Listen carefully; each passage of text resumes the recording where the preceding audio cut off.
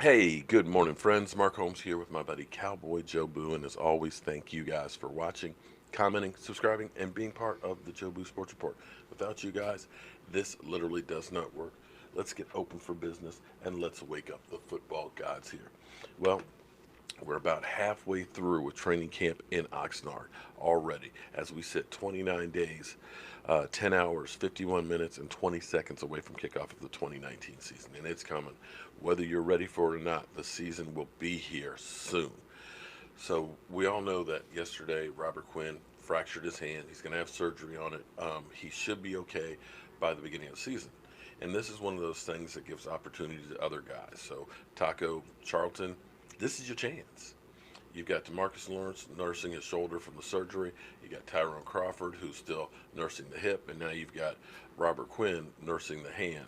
So this is going to give you plenty of work in preseason to kind of show that you belong on the team. Because make no mistake about it, they said your spot is not guaranteed. And this is again opportunities for other young players. Tony Pollard is getting extra work because Zeke Elliott's not there. It is crazy. See, things are different with football now versus when I grew up. You know, teams were in training camp for like 6, 8 weeks. Okay, they worked their ass off, but we never saw any of the work. Okay, there was not ESPN and NFL Network where they've got reporters and fans there with cameras videotaping every single thing. And we've gotten to the point where we are analyzing every single drill, every pass play. And oh my God, because I got people, the person ended up saying, I'm not paying Dak Prescott, $30 million. He had 2 interceptions at practice.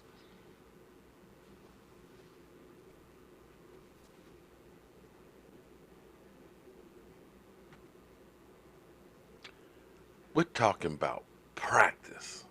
Not a game now. We're talking about practice. Understand, practice makes perfect.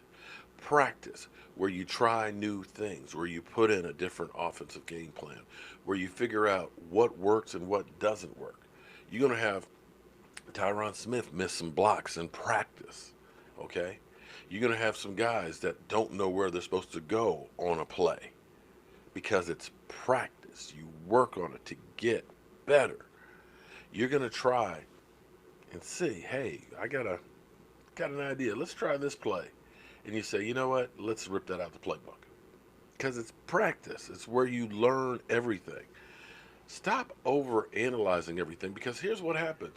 Anytime there's a bad play, people are going to focus on it with everything with Dak Prescott. If there's anything that ever goes wrong, we will micro focus on that. Okay, because this is what I see. Let's see if they focus in on stuff like this.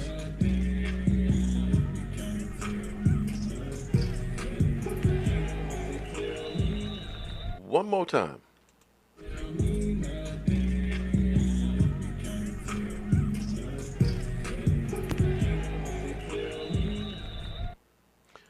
Third time's the charm.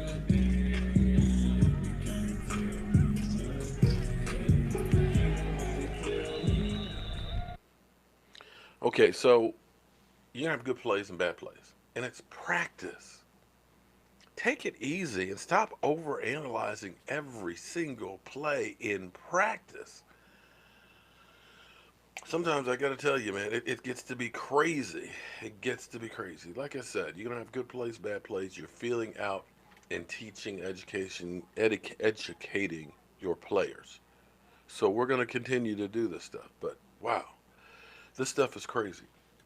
So I was asked an interesting question yesterday about Zeke Elliott because we know Zeke Elliott is still in Cabo. He was seen on an ATV, riding through. He's working out. He's, in communication with his teammates and stuff. But he wants to get a new contract.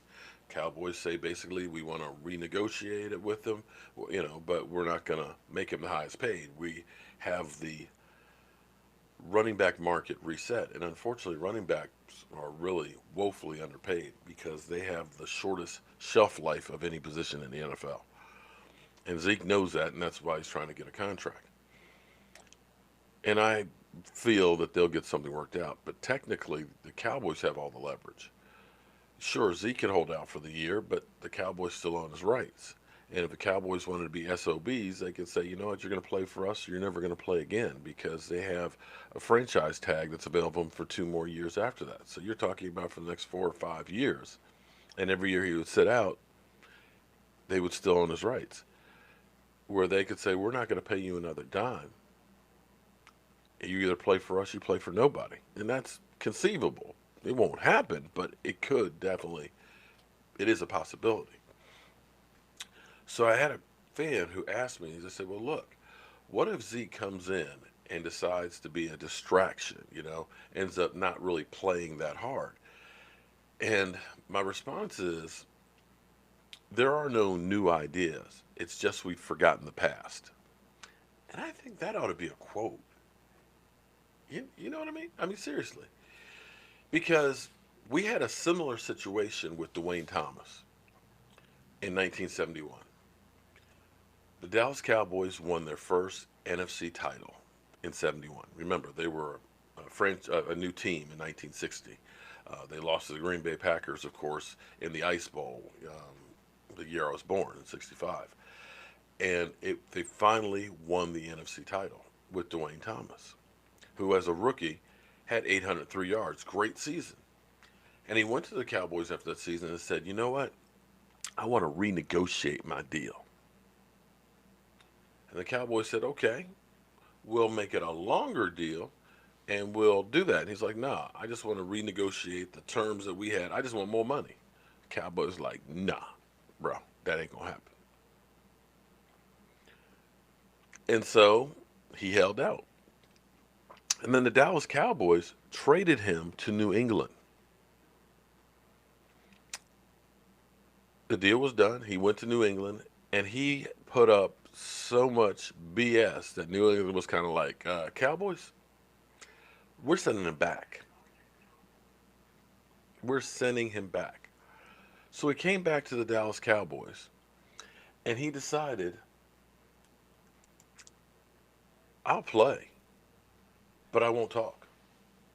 I'm not going to say a word to nobody the whole season. Thomas called Tom Landry the plastic man. Tex Stram totally demented. Gil Brandt, who just went into the Hall of Fame, a liar. And he stopped talking to the Dallas media,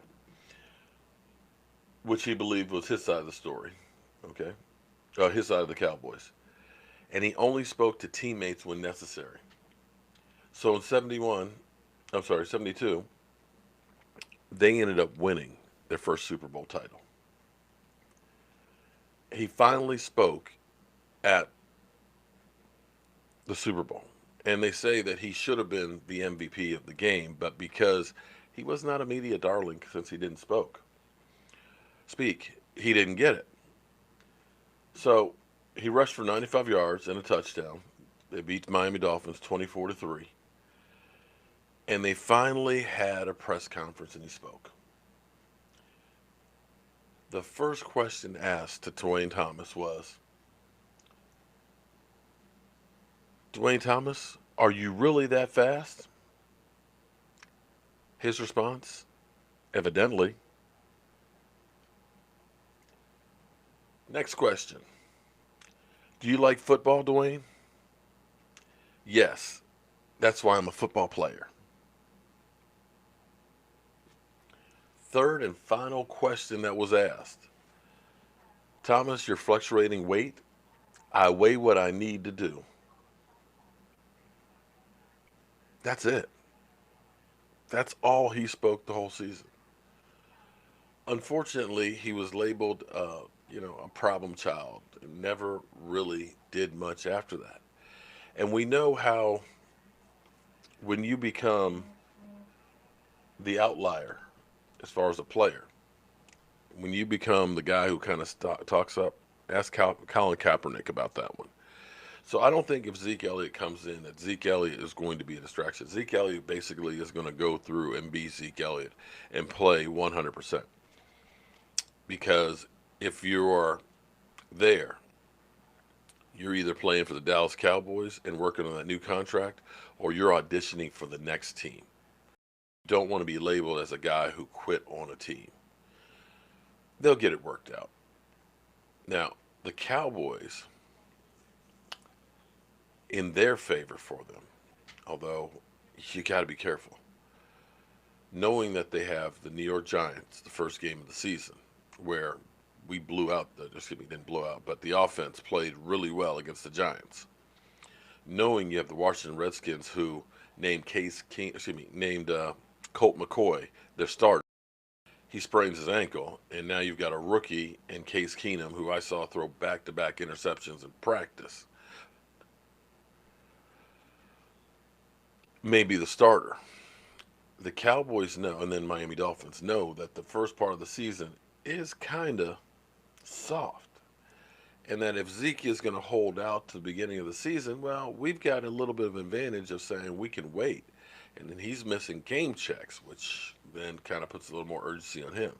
This is a big gamble either way. Because in the end, what we're talking about is really $1.5 million or so a year is the difference of having the best back in football in training camp, ready to play, happy.